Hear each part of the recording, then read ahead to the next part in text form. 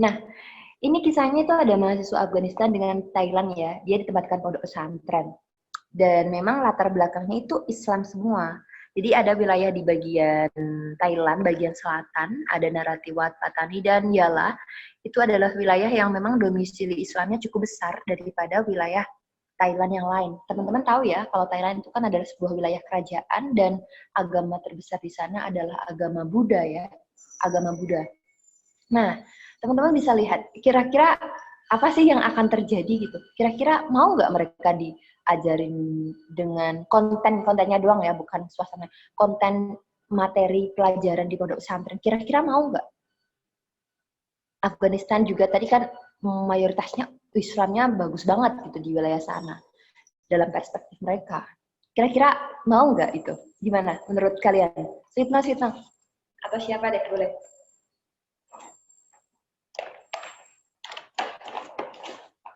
Halo, boleh dong aku pengen denger pendapat kalian dulu sebelum aku menerangkan lebih jauh lagi. Maaf Bu, tadi suaranya kurang jelas. Gimana Bu? Bu? Oke, saya akan jelaskan.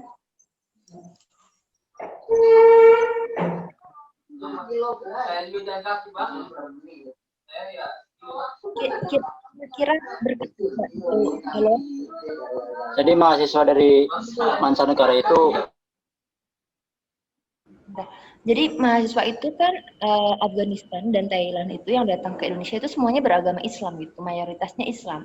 Dan teman-teman tahu sendiri wilayah Afghanistan itu kan wilayah yang dekat dengan Saudi Arabia ya, hampir dekat lah dengan Saudi Arabia, dekat dengan wilayah Tajikistan yang ada tantannya gitu loh.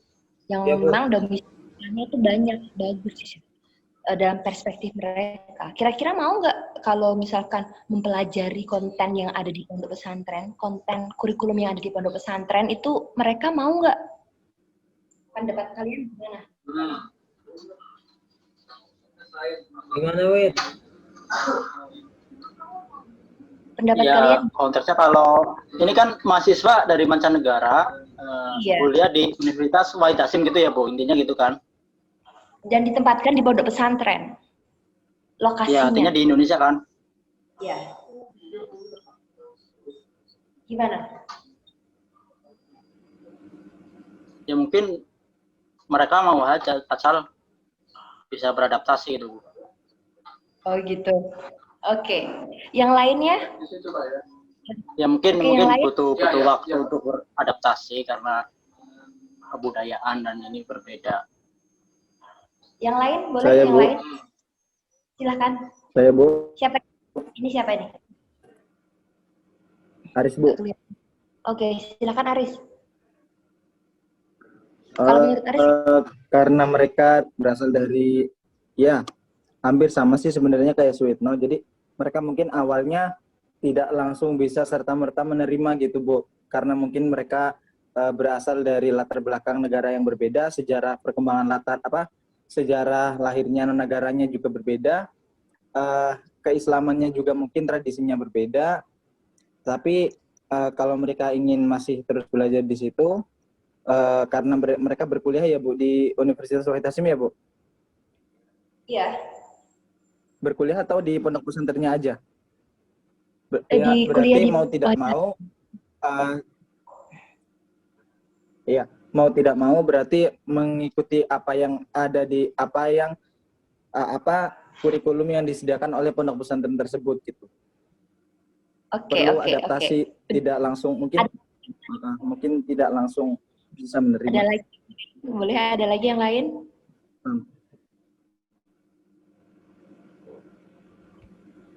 Oke, enough. Baiklah. Terima kasih jawabannya tadi. Bener banget teman-teman adaptasi semuanya. Tapi kenyataannya nggak seperti demikian yang teman-teman bayangkan. Oh, gampang banget gitu ya.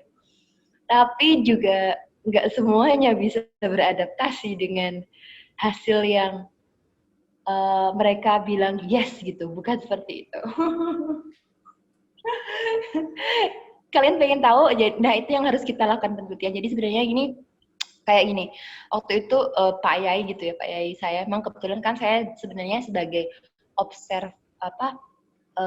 participant observation ya, maksudnya saya diobservasi itu juga sebagai seorang partisipan juga, sebagai seorang yang mengalami juga gitu. Bukan hanya saya meneliti di situ, tapi saya juga mengalami hal yang serupa dan bisa merasakan kayak emosionalnya mereka gitu. Karena memang kan ada keberadaan saya juga di situ gitu. Jadi gini, kita akan teliti. Yuk kita lihat latar apa aja sih yang bisa yang mengakibatkan. Sebenarnya di abstrak ini teman-teman bisa membacanya, tapi ternyata maksudnya tidak sebagaimana yang teman-teman bayangkan. Oke, kira-kira apa sih yang melatar belakangnya seperti itu? Kita coba akan melihat dari sisi ini ya. Ini education at school. Oke. Kita langsung ya. Nah, ini dia. Views of Thailand. Jadi hasil dari penelitian ini itu sebenarnya adalah jreng-jreng. Kita lihat dulu ya. Gini. Sebenarnya di psikologi dari mahasiswa Thailand dan Afghanistan itu sendiri, sebenarnya mereka kan hidup dalam satu lingkungan yang berbeda ya, lingkungan yang berbeda. Yang Thailand itu mereka memang beragama, maksudnya di lingkungan yang banyak ditemui agama-agama Buddha. Negara mereka mayoritasnya agama Buddha, tapi memang di bagian selatan itu memiliki satu perbedaan agama dengan mayoritas yang ada di negara Thailand. Nah, karena bahkan ada satu gerakan di mana di wilayah Thailand itu mereka yang bagian selatan itu memiliki satu gerakan yang hampir serupa kayak waktu pertama kali GAM, Gerakan Aceh Merdeka, tahu ya, tahun 2014 kalau tidak salah, nggak tahu kalian umur berapa itu. Yang jelas saya masih SMP kalau nggak salah. Itu serupa, yaitu mereka juga mengharapkan adanya kemerdekaan untuk wilayah Thailand sendiri bagian selatan. Semoga suara saya jelas ini. Nah, di antaranya kenapa mereka ingin memiliki negara, maksudnya berdiri sendiri, freedom gitu ya, bebas dari kerajaan Thailand, karena mereka melihat latar belakang dari kebudayaan maupun sejarah wilayah tersebut gitu. Mereka mengatakan bahwa wilayah tersebut itu keturunannya dari golongan Melayu, yaitu dibuktikan dengan kayak rasnya ya, kayak kulit dan segala macamnya itu Melayu banget gitu, kayak kita. Sementara termasuk juga dalam agama, penyebaran agama di situ mayoritasnya Islam gitu, bukan Hindu, bukan Buddha gitu. Jadi itu merupakan salah satu alasan yang mengakibatkan mereka ingin berpisah dari negara Thailand. Tapi sebenarnya masih ada banyak alasan lain sih yang lebih ekstrim. Konon katanya dari versi mereka, misalnya kayak penembakan orang-orang yang justru masuk ke negara Thailand itu, misalkan gini, ada mahasiswa Thailand yang datang ke mahasiswa Indonesia yang sebelumnya dia adalah kan warga negara Thailand, kemudian dia datang ke Thailand. Itu banyak diinterogasi oleh teman-teman yang kayak tentaranya Thailand gitu loh. Mahasiswa Thailand yang belajar ke Indonesia, sepulang dari Indonesia, itu mereka banyak mendapatkan interogasi dari pemerintah Thailand. Saya kurang tahu apakah hal ini memang benar-benar menjadi satu kebijakan di negara Thailand tersebut agar tidak terjadi ekstremisme, atau bahkan ini merupakan salah satu upaya mereka yang mungkin anti-Islam seperti itu. Saya kurang mendalami hal itu lebih jauh. Tapi sebenarnya ada di penelitian konkretnya ada, cuman saya nggak akan menjelaskan di sini. Nah, itu latar belakang psikologisnya. Selain itu, sebenarnya latar belakang psikologis ini kan tentunya dipengaruhi oleh wilayah juga ya. Wilayah Afghanistan itu wilayah yang cukup panas dan segala macamnya seperti itu. Sementara wilayah Thailand ya sama panasnya juga sih, tapi iklimnya dan wilayahnya kan berbeda. Itu hanya latar psikologisnya dulu, sebentar. Sekarang kita lihat nih, ini di latar belakang yang background ya. Background dari mahasiswa Thailand dan Afghanistan. Nah, teman-teman, pasti nanti akan merasa bingung tuh. Wilayah Afghanistan itu kan mayoritas semuanya, 99% mayoritasnya itu adalah didominasi oleh Islam. Oke? Beda banget kan dengan wilayah Thailand tadi. Tapi mazhab yang banyak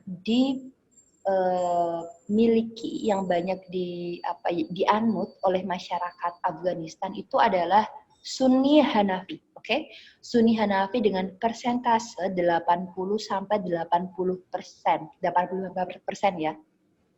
Sementara sisanya itu adalah mazhab-mazhab yang lain, ada mazhab Sunni Syafi'i dan yang lain-lainnya, ada Ja'fari dan lain-lainnya gitu. Sementara Sunni Hanafi itu adalah 80 sampai 85% gitu. Teman-teman bisa membayangkan ini?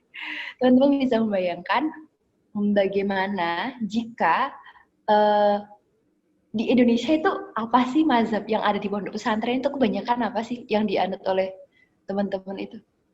Maksudnya ya yang dianut ya. Kalau kalian menyadari kalian bermazhab gak sih? Enggak kayaknya. Ya, Ibu. Hah? Oke, baiklah. Kita Tapi mayoritas, Bro. Iya, Syafii ya.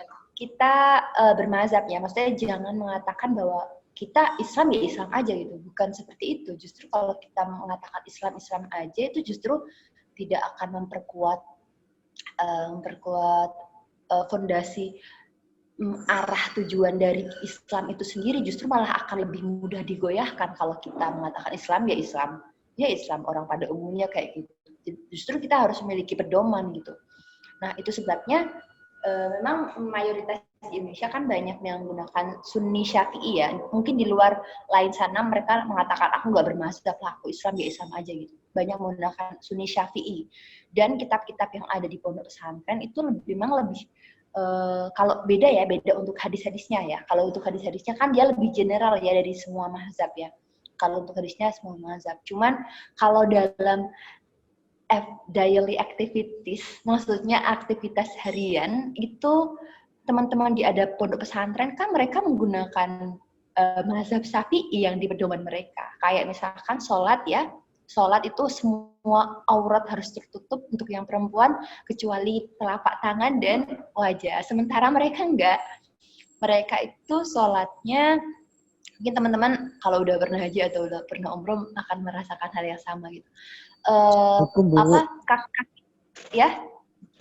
Mohon maaf baru bisa bergabung. Oh ya itu oke. Langsung terus aja ya ini ya mikrofonnya biar nggak berisik. Maaf, bukan nggak berisik, cuman nanti bisa open mic gitu. Yang sementara yang ada di Sunni Hanafi itu, karena mereka percaya dengan Hanafi ya, itu misalkan pada saat sholat itu kakinya boleh terbuka. Jadi bukan aurat saat sholat ya, boleh wajah kemudian ada tangan, wajah dan tangan gitu. Sementara kaki itu boleh terbuka. Nah, ini kan tentunya akan menjadi pertanyaan juga bagi mereka. Mereka itu bermazhabnya kuat banget loh. Oh, jangan dikira meskipun mereka nggak mau di pondok pesantren, tapi cara beragama mereka itu bagus banget. Maksudnya bagus banget gini. Teman-teman tahu kan yang ada di Indonesia, misalkan ya laki-laki sama perempuan gitu ya, boncengan, kemudian laki-laki sama perempuan pacaran kayak gitu. Ya itu mungkin dalam dunia global biasa aja.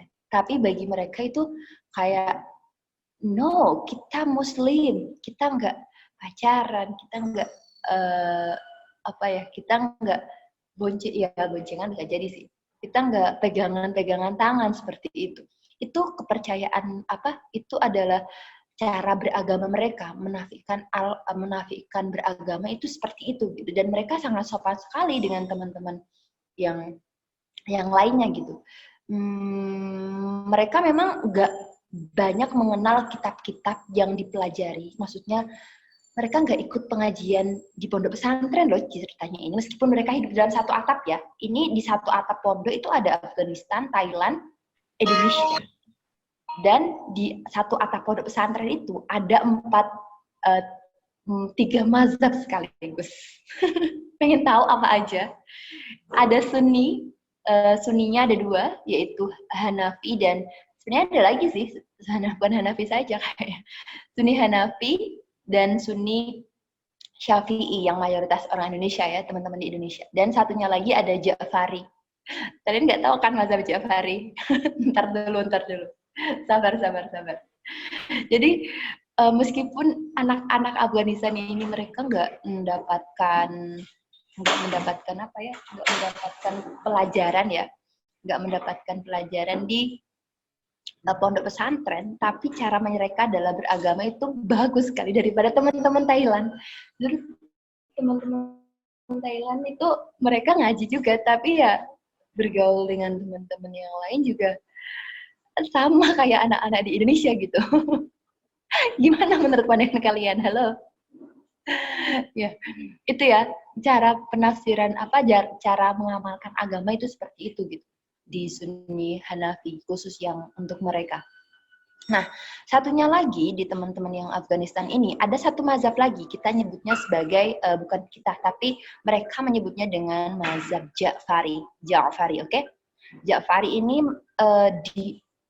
diklaim mereka ya bisa jadi juga karena memang Ja'fari ini kan datangnya terlebih dulu ya sebagai mazhab yang lebih dulu daripada kehadiran keempat mazhab ya. Yang pertama ada mazhab Hanafi, Maliki, Syafi'i dan siapa lagi yang terakhir? Aku ngetes kalian nih. Hambali. Oke, thank you ya atas perhatiannya. Ada Hambali, oke, yang Hambali. Nah, sementara mahasiswa Afghanistan ini terbagi dua kubu dia ini.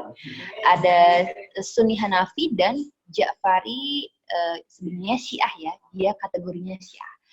Tapi teman-teman harus hati-hati juga. Syiah itu bukan yang selama ini kita bayangkan, yang kayak mukul-mukul kaum Sunni yang kayak tersebar di YouTube seperti itu, bukan. Syiah itu kategorinya itu ada macam-macam. Ada Syiah yang sifatnya lebih moderat, ada Syiah yang kategorinya dia lebih yang suka kayak menghancurkan bangunan-bangunan peninggalan-peninggalan sejarah seperti itu. Ada Syiah yang memang dia yang sebagaimana kita lihat secara ekstrim seperti itu. Jadi jangan selalu menafikan Syiah itu adalah sesuatu yang buruk gitu. Jadi di pondok pesantren itu keren ya, ada tiga. Ada Sunni Hanafi, Sunni Ja'fari, dan Sunni Hanafi, Sunni Syafi'i, dan Sunni Ja'fari. Jadi itu yang, nah kenapa? Pertanyaannya adalah yang Afghanistan tadi memang dia nggak ikut pengajian yang ada di pondok pesantren karena memang Sunninya Syafi'i ya.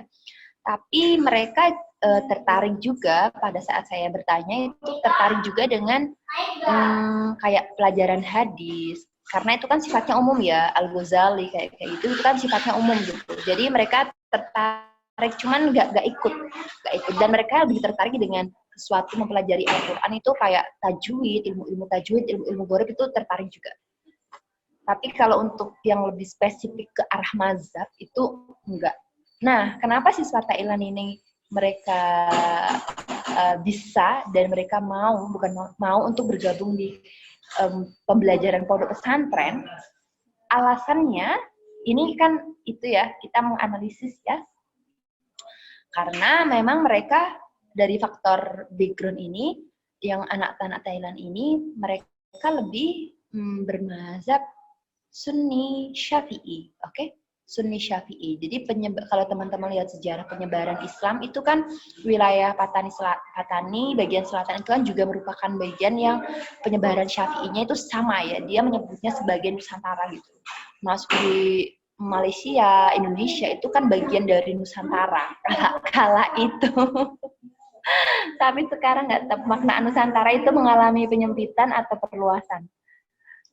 Oke. Nah, ini faktor pengalaman. Teman-teman barangkali ada sesuatu hal yang lebih menarik. Oke, bicara sendiri gitu ya. Ada satu hal yang lebih menarik dari yang ini sebenarnya ada banyak faktor lagi. Ada banyak faktor lagi yang ingin saya jelaskan. Jadi gini, ada satu hal yang menarik, misalkan gini ya. Kalau teman-teman di Hanafi itu gini. Ini kan ada sepatu nih. Ini kan sepatu ya, sepatu. Sepatu itu biasanya kalau ada tempat untuk sholat ya, sepatu yang barusan kita gunakan dari luar, kalau kita injak di tempat sholat, itu najis nggak sih? Ini kan sepatu saya nih. Kalau saya menggunakan sepatu saya di tempat untuk sholat, itu najis nggak sih? Halo? Gimana Bu? Sepatu misalkan, saya habis gunakan sepatu nih dari luar, kemudian sepatunya saya gunakan untuk lewat di tempat yang biasa saya pakai untuk sujud. Jadi atas sajadah lah istilahnya gitu. Kira-kira najis nggak sajadahnya? Atau sepatu kita gimana? Muta najis? Atau guiru najis? That's okay, cancer. Okay. Silakan pilih, boleh lah, boleh dipilih. Silakan. No. Ini Vicky itu bahaya buat jawab, takut salah. Bingung Bang Ahmad mungkin jawab, Bang Ahmad. Gitu kayak kalau ala kalian emang nggak berani jawab kok. Oke. Bang Rido. Tadi kelas yang lain ada nggak ada nih. Yaudah. Tadi kelas yang lain ada yang menjawab najis lah kayak gitu. Najis ya oke. Dan itu juga sama sih perspektif anak-anak mahasiswa Sunni yang menganut Sunni Syafi'i pun juga mengatakan ya najis, maksudnya kurang berhati-hati, istilahnya memang kurang berhati-hati ya. Dan itu kan ini nggak kelihatan maaf gitu. Tapi dan itu juga mereka macam kayak mahasiswa Afghanistan, gimana sih? Masa nggak tahu barang najis atau gimana gitu. Tapi teman-teman, mungkin bisa diibaratkan dengan kayak kucing ya. Kucing itu kalau misalkan masuk masjid dan dia nggak kencing sama sekali, nggak ngotorin masjid ya, cuman masuk ke atas masjid gitu. Nah, cuci itu kucing pernah wudhu atau kucing pernah jalan di atas, kucing pernah cuci kaki, cuci tangannya pakai hand sanitizer kayak gitu. Pernah nggak kucing? Aku nanya ini. Enggak, Bu. Iya. Jadi istilahnya gini sebenarnya gini. Kucing aja nggak kalian marahin, kenapa orang Afghanistan kalian marahin gitu? Istilahnya gitu. Maksudnya gini, bukan nggak marahin. Kucing aja nggak kalian bersihin, kalau memang kalian memang benar-benar menerapkan itu sebagai sebuah najis ya. Kucing aja nggak kalian bersihin, tapi justru mahasiswa Thailand tadi kalian langsung maki-maki, marah-marah gitu sama mereka gitu. Sebenarnya sih memang ini ya, kita memang butuh banyak toleransi yang selama ini digebor-geborkan oleh teman-teman mahasiswa itu kan pasti toleransi antar umat beragama, ya kan? Bener kan ya? Iya. Non-Muslim Islam. Tapi sebenarnya toleransi intern umat beragama pun itu jarang banget diterapkan. Padahal itu sama-sama satu bangunan ya, hanya saja memang berbeda dalam pemahaman mazhab ya, berbeda dalam pemahaman mazhab mereka. Gitu. Nanti teman-teman pikir sendirilah kira-kira itu yang dilakukan oleh mahasiswa Afghanistan itu baik nggak sih gitu. Karena memang mereka menganggapnya itu nggak sebagai najis gitu. Karena mereka menganggapnya bersih kok, ini sepatuku bersih gitu. Itu bersih gitu. Ya itulah pemahaman dari yang berbeda karena memang perbedaan mazhab itu tadi. Dan ada satu hal misalkan kayak pada saat 1 Muharram ya, tahun baru Hijriyah, itu kan yang mazhab Ja'fari, ini tadi kan Hanafi ya. Mazhab Ja'fari itu sering mengadakan perayaan terhadap kayak ya perjuangan Husain gitu ya. Mereka kadang nyalain lilin, kemudian sambil nyanyi-nyanyi, tapi ya nyanyi-nyanyi yang berhubungan dengan Husain tadi. Kemudian kadang mereka juga memukuli tubuh mereka, tapi bukan yang ekstrim gitu ya, hanya kayak gini-gini doang. Sebagai sebuah simbol bahwa itu kayak menghilangkan sifat-sifat setan dari dalam diri seseorang gitu. Itu adalah budaya mereka. Kalau kayak pakai lilin, kemudian mereka mukul-mukulin tubuh mereka sendiri, itu kalian langsung nganggap itu sebagai kesyirikan nggak sih? Sebagaimana yang misalkan oleh kaum non-muslim misalkan, yang menyalakan lilin di gerejanya misalkan seperti itu. Kalian anggap itu syirik atau menyekutukan Allah nggak sih? Kalau mereka menyalakan lilin gitu. Untuk merayakan 1 Muharram. Kalau dilihat dari ritualnya sih Bu, seperti mirip kayak perlakuan itu Bu, bukan perlakuan, kayak ritual kaum Syiah Bu. Ya, Ya memang kaum Bang Syiah. Bang Habib yang tahu sejarah. Ya, Iya memang kaum Syiah. Memang Iya, itu tadi sih kan ya, cuman beda imamnya aja. Karena kan imam Syiah kan iya. ada lebih dari 20 Oh. lebih. Ya, Imam memang kaum Syiah. Dan itu kalian mengatakan syirik gak sih? 1, 2. Enggak lah Bu, kalau Kalau adat menurut saya syirik Allahu alam ya Bu ya, tapi berlebihan iya gitu. Terlalu nggak berlebihan. berlebihan juga sih Kak Habib, kalau emang udah adatnya dia begitu, selagi tidak menyekutukan Allah, kan tergantung adat. Sama aja kayak orang Jawa. Ntar dulu. Iya, orang Jawa yang pakai kembang-kembang itu waktu itu. Selagi semuanya mengaku sih, kayak yang masih ngituin syahadat mah nggak apa-apa sih, selagi nggak bertentangan sama syariat, kan ala ada tuh muhakamah. Oke. Yes, that's good. Oke. Ya, itu kan sebuah ini ya, mungkin sebuah adat. Karena memang gini, teman-teman, sepanjang kalau doktrin keislaman itu kan gini, sepanjang sholat dan syahadat masih melekat di dalam dirinya, entah bagaimana cara zakatnya, entah bagaimana cara mereka memaknai keagamaannya, melaksanakan ritual keagamaannya, selama doktrin-doktrin keislaman itu masih melekat di dalam dirinya, maka kita tidak bisa menafikan bahwa itu adalah kafir atau hal-hal lain, bahwa dia keluar dari keislaman seperti itu. Paham tuh ya? Selama doktrin-doktrin keislaman itu masih melekat, whatever lah mereka melakukan apa, misalkan kayak kita lihat orang jahat nih, orang jahat beragama Islam, dan dia melaksanakan sholat sebelumnya atau bahkan pernah syahadat, jadi kita nggak bisa menafikan bahwa dia keluar dari Islam gitu. Paham tuh ya? Karena gini teman-teman, saya kenapa saya mengatakan hal demikian, saya sering juga melihat, bukan sering sih, teman-teman yang fanatik banget terhadap Islam, yang fanatik itu bolehlah, asal itu dipergunakan semestinya untuk orang lain, tapi dipergunakan seketat-ketatnya untuk diri sendiri. Saya katakan fanatik beragama, kita harus fanatik dong dalam beragama, tapi fanatik itu diterapkan kepada diri kita itu seketat-ketatnya dalam beragama, tetapi kita terapkan kepada orang lain itu nggak seketat itu gitu. Fanatik keagamaan kita kepada orang lain nggak seketat itu. Kalau fanatik kita ke orang lain dengan agamanya kita seketat itu, maka yang mudah terjadi adalah intoleransi ya antar umat beragama maupun intern umat beragama. Ini tadi masalah intern ya, karena yang sering terjadi kan pasti antar umat beragama. Oke, paham tuh ya teman-teman ya? Paham lah Bu. Oke, thank you. Nah, itu tadi adalah contoh ya. Itu sebenarnya cuma perspektif bagaimana sih pandangan mereka dalam memaknai kurikulum gitu. Jadi ceritanya itu Pak Yai saya itu kan beliau bingung banget nih.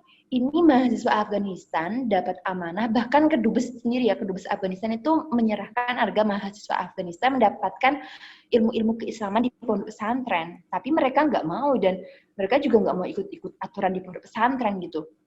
Maka yang dilakukan adalah kita meneliti apa sih yang sebenarnya terjadi gitu. Jadi kita melakukan perbandingan dua negara dengan dua perspektif, mahasiswa dari dua negara yang berbeda dan perspektif yang berbeda. Dan itu juga harus kita pelajari latar negaranya, latar agamanya, bahkan latar emosionalnya pun perlu kita pelajari. Nah, itu contoh-contoh dari perbandingan ini ya, penelitian perbandingan pendidikan. Sementara materi hari kita hari ini adalah penelitian perbandingan pendidikan. Hai.